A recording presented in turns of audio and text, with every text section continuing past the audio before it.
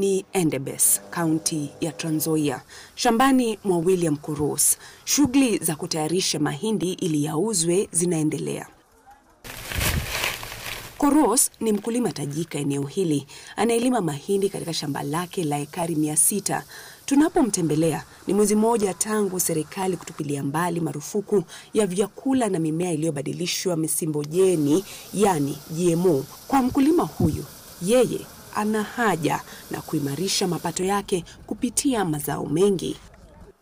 If you look traditionally, we used to produce average of 10 bags per acre, 12 bags an acre, 25 bags an acre. We're doing 30. Now, like here in the farm, I'm getting about 50 to 54 bags an acre. That is actually an improvement and more better money to the farmer. So I feel we've actually worked without even being noticed. Ila hoja yake ni kwamba serikali imefeli kuzingatia changamoto za wakulima wa nchini, na hili lingesuluhisha changamoto ya uhaba wa chakula. We don't have field assistance to disseminate the same information that used to exist in 60s and 70s and 80s and 90s.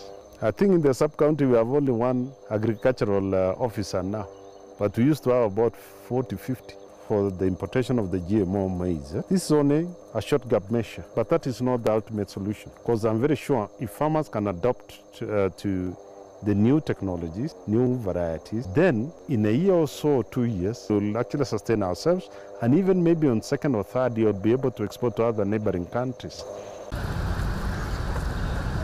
Kaunti ya Trans Nzoia ni miongoni mwa kaunti zinazozalisha mahindi zaidi ya mifuko milioni 4 kila mwaka. Na hapa halmashauri ya Kenya Seed imekuwa ikishirikiana na wakulima kukuza mbegu za mahindi. Kulingana na gavana wa kaunti hii, uamuzi wa kuruhusu GMO hapa nchini si mwafaka na haukuhusisha wadau wote. A monumental decision like this one should have involved all people's representatives. Kenya's cabinet doesn't represent anybody. They're not elected by anybody. Actually, the only person who is elected in that cabinet is just the president and the deputy. Our voice was not heard before that ban was lifted. And that's why we feel seriously aggrieved, some of us. Agriculture devolved as it is. There are still very many other policy decisions that are made by the national government. Like now this one, which county government was consulted?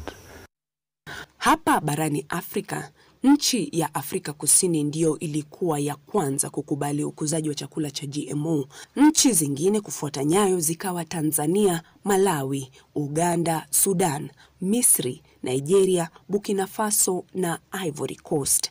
Wanasayansi wakieleza kuwa teknolojia ya msimbojeni imekuwa ikitumika kote maishani, na Wakenya hawafai kuwa na shauku kuhusu vyakula hivi. We are not pioneers, we are not guinea pigs, because it has been there for 40 years, but 25 years people are just eating it out there. We have realized that anything that is alive that you see walking or scrolling or just bacteria, whatever it is, in their DNA or in their genome, they only have 4 letters, A, T, G, and C, that repeats itself in different sequence. Gene is information. You can actually move information that controls this from this to this. It works exactly the way vaccination works. So we found a way to immunize plants so that they can defend themselves by giving them the same information so the body builds a system. Now that is what is now controversial, because in nature, there's no way this information or genes will move from this bacteria to the maize. Kulingana na taasisi ya utafiti wa saratani nchini, kufikia sasa hakuna uhusiano wa hakika kuwa vyakula vya GMO husababisha saratani. Incidentally, we don't have a lot of clinical data on the relationship between GM, genetically modified or genetically engineered foods and the risk of cancer. So most of the studies that have been done, actually animal studies. So we don't have a lot of human studies that have assessed that arena. But in a research setting, then you may be able to demonstrate that. Ila kuna utafiti unaoonyesha kuwa mimea ya GMO huhitaji kemikali za kuua magugu mengi, na kuna utafiti wa kuonyesha mojawapo ya kemikali hizo inasababisha saratani. There is actually evidence showing that this glyphosate component within herbicides has some health effects. including issues of gastrointestinal disorders, certain cancers like cancers of the thyroid, cancers of the liver, some blood-related cancers like myeloid leukemia. We need really to generate longitudinal data on the likelihood of such exposure, leading to cancer. We are bring it up. Hapa, you can see here.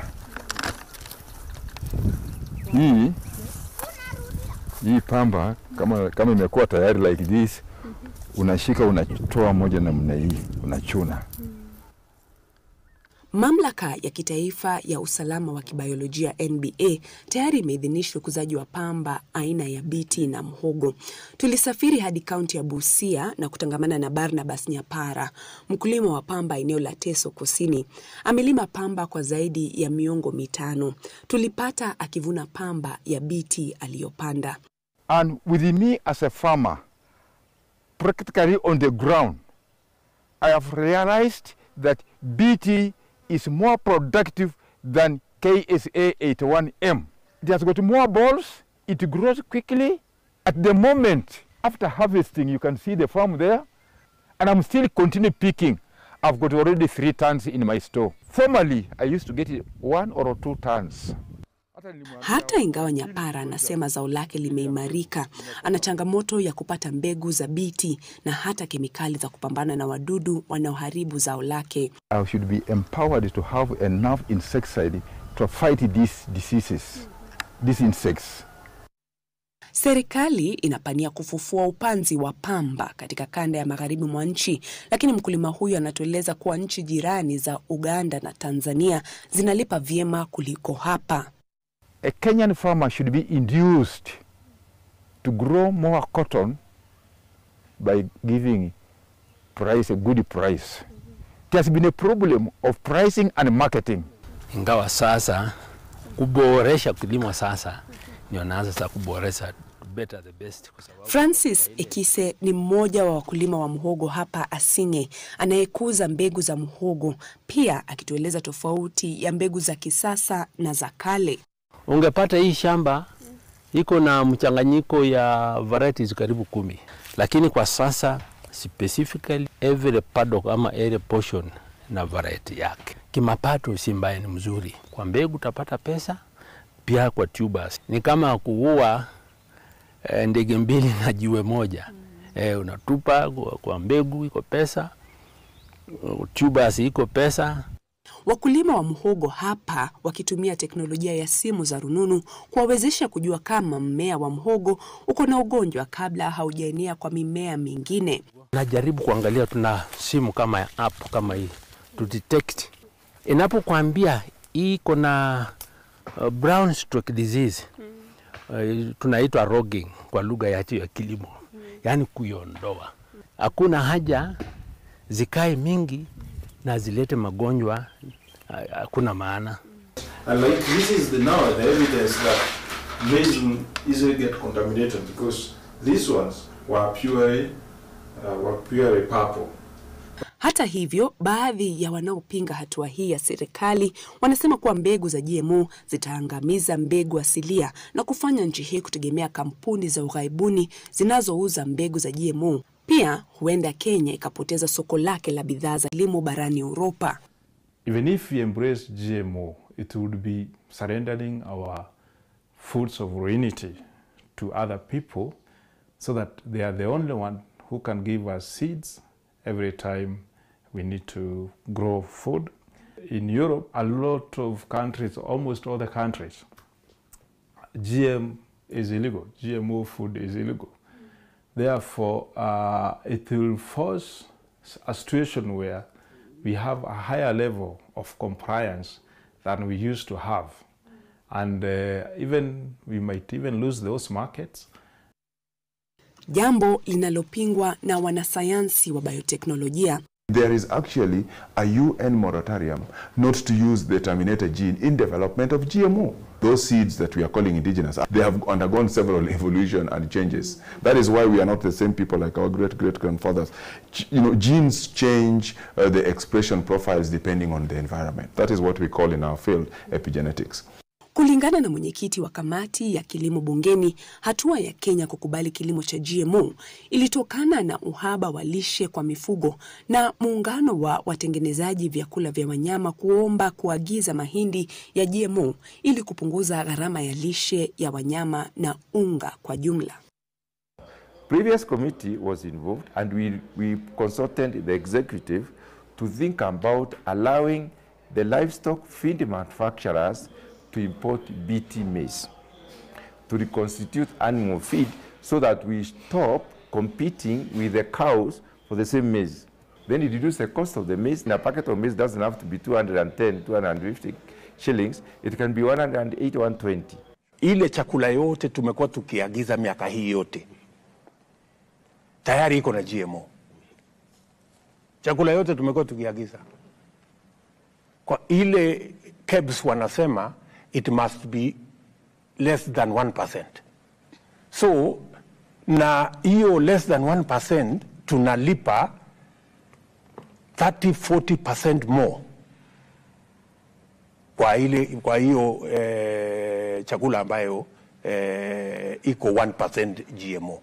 Sasa mimi tukajiuliza kama ni 1% ama 2% ama 3% ama whatever.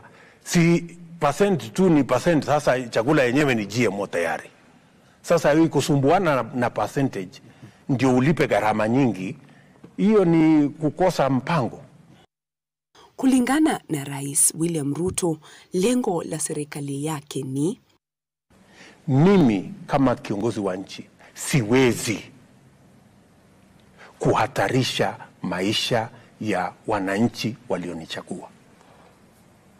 Mimi mwenyewe, I am a scientist. Every scientist in Kenya wanakubali ya kwamba GMO haina matatizo yoyote. Nia yangu ni kuhakikisha kwamba tuko na mpango ambayo itatusaidia kuhakikisha kwamba tunaondoa kabisa changamoto ya gharama ya maisha kupanda ikafika mahali wa Kenya wengine bado wanalala njaa. Wanasayansi wa bioteknolojia sasa wanapendekeza hamasisho kufanywa kuhusu vyakula vya GMO na hata sheria ya usalama ya bioteknolojia ya mwaka 2009 ifanyiwe marekebisho, kushurutisha wafanyabiashara kuweka wazi kama chakula wanachouza ni cha GMO au la. Bridget Ngana, NTV.